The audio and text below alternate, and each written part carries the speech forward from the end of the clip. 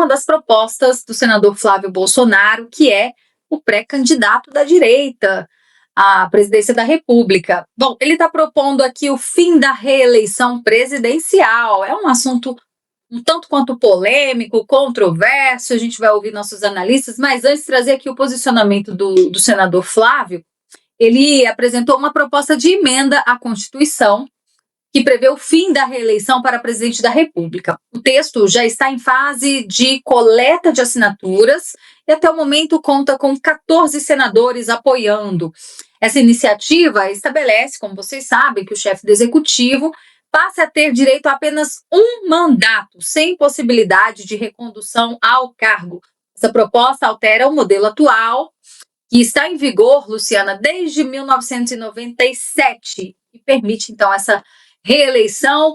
Quero a sua opinião sobre isso. Será que em 4 anos dá para fazer tudo que se planeja? Enfim, como você avalia essa proposta em um momento que o Flávio Bolsonaro, o nome dele, inclusive, está sendo avaliado por aqueles que ainda estão em dúvida em quem votar esse ano? Eu gosto muito dessa proposta, eu gosto muito dessa questão de não ter reeleição, porque principalmente os cargos, assim, o executivo, né, o presidente, ele entra no mandato, ele inicia o mandato já olhando campanha eleitoral para ser reeleito. Agora, sobre a sua pergunta, em 4 anos dá para fazer tudo, né? Eu realmente não sei. Eu acho que como é uma proposta, cabem muitas linhas nessa proposta, né? Muitas sugestões. De repente, não 4 anos, 5 anos. Só que aí eu penso a parte municipal, por exemplo, né? Se a gente for trazer para a esfera municipal, 5 anos de prefeitura, será que é interessante? Mas eu concordo plenamente com esta condição de acabar com a reeleição presidencial. Acabar por completo. Se vão ser 4 anos, 5 anos, 6 anos de mandato, aí eu acho que isso tudo tem que ser estudado, avaliado. Como vai acontecer também, eu acho que cabe tudo dentro da proposta. Mas eu sou muito a favor. Agora, essa bola, o Flávio levantou, é importantíssima. Ele vem colocando isso como uma pauta dele, ele já vem colocando, uma pauta, inclusive, eleitoral, agrada uma grande parte da parcela da população, que também concorda com esta condição de não haver mais reeleição presidencial. Mas isso é algo que não vai acontecer agora, né? Que acho que na PEC a proposta é para que aconteça já esse ano, né? Eu acho que eu ouvi algo assim. E a gente sabe que isso é completamente irreal, isso é algo que está sendo colocado agora, pautado agora, mas vai ser jogado muito lá para frente, até porque outras pessoas, esse assunto sempre vai e volta. Esse assunto de reeleição presidencial desde que a reeleição ali colocada pelo FHC em 1997, que aconteceu no governo FHC, né? Que foi colocado, então passou a valer reeleição no Brasil. Desde então, esse assunto permeia o Congresso, permeia o Executivo, permeia o STF. Então, assim, ela vai e volta. Mas eu considero algo muito produtivo para o Brasil acabar com a reeleição presidencial, sim. Pois é, Luciana e meu caro Diogo, olha, a justificativa trazida pelo senador Flávio Bolsonaro para que não haja mais reeleição é muito pertinente. Ele diz o seguinte aqui no projeto, né? Que. Cadê? Pronto, ao anunciar a medida, a proposta tem um caráter institucional e não deve ser interpretada como iniciativa individual. O objetivo é promover uma mudança estrutural no sistema político brasileiro. Não, mas não era essa parte aqui que eu queria trazer para vocês. É onde ele fala o seguinte, que o modelo atual acaba favorecendo a utilização da máquina pública em benefício eleitoral e compromete o equilíbrio democrático. É justamente o que nós estamos vendo, que nós vimos passar na Sapucaí, né, Diogo? O uso do dinheiro público para uma promoção que foi a campanha ali escancarada já para o Lula, que vai concorrer mais uma vez à reeleição, no caso, nesse ano eleitoral. Então, quero suas considerações em relação a essa proposta, iniciativa do senador Flávio Bolsonaro, e que talvez possa ter sido motivada até pelos últimos acontecimentos, né? Eu vejo uma mudança estrutural mais profunda com essa mudança da reeleição. Eu acho que não se trata apenas de impactos eleitorais imediatos, a gente tem impactos eleitorais sob outra perspectiva. Deixa eu fazer uma linha do tempo rapidamente, que é o seguinte: quando o FHC trouxe a reeleição à época, nós vimos da recente redemocratização do Brasil. Quer dizer, a Constituição atual não tinha 10 anos, né? Tinha 9 anos. Era uma menina ainda é, em termos constitucionais, mas muito bem.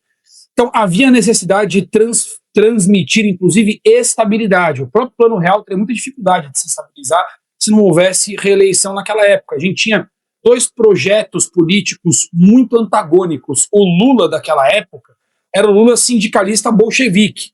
Depois ele virou esse Lula trans, que ficou meio bolchevique, meio woke, misturou, virou essa anomalia que a gente tem vivido aí.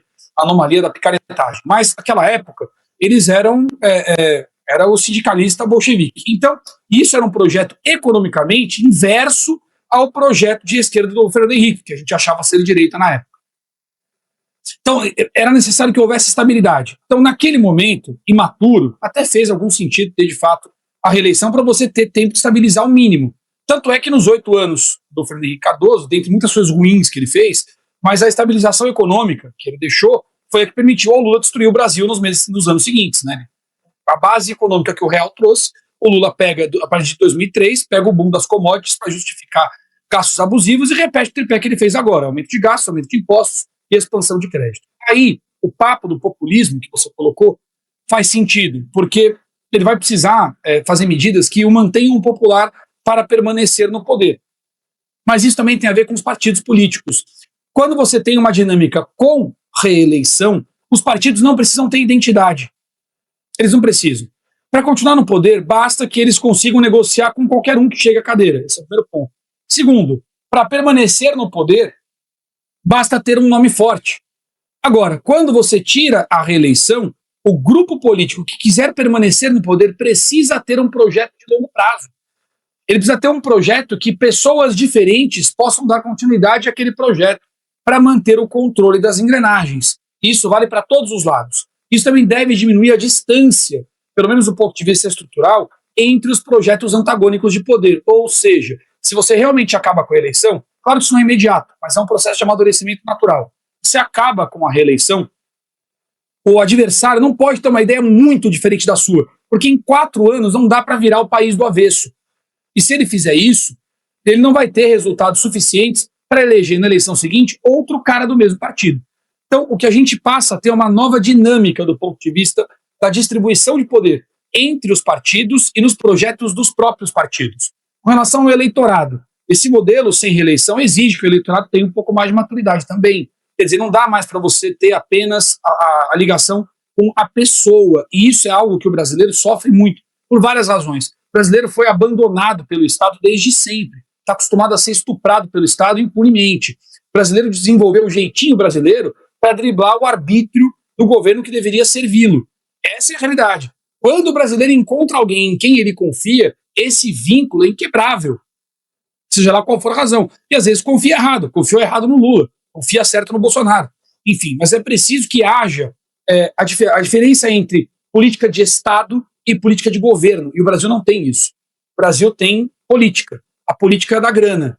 A política da picaretagem. A política da permanência. Custe o que custar, inclusive a liberdade de inocentes. Esse é o cenário de hoje.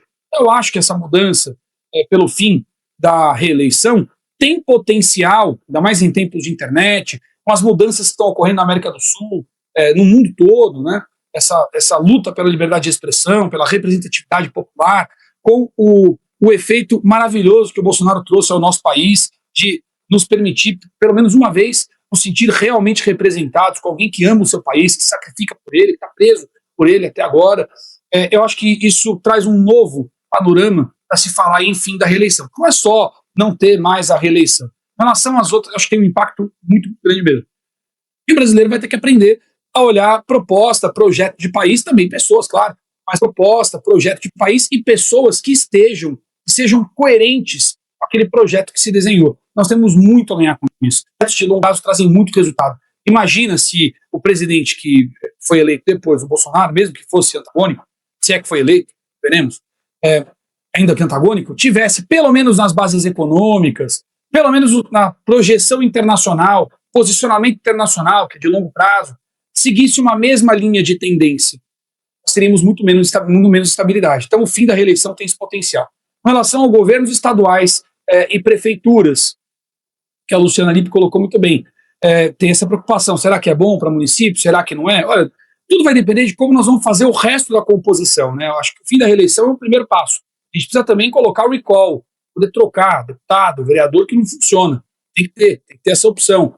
Eu acho que ampliar o dinamismo das câmaras municipais, estaduais, federal, dão uma estabilidade maior para esse modelo sem reeleição. Acho que sem a reeleição é importante, mas o recall deve ser o passo seguinte.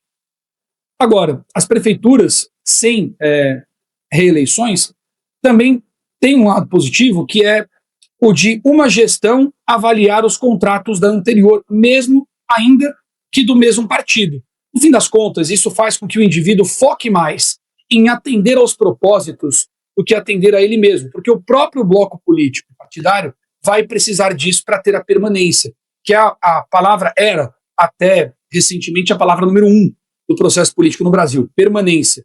Mas, depois de 2023, voltou a ser grana. Eles abriram mão da permanência, das proteções por ela.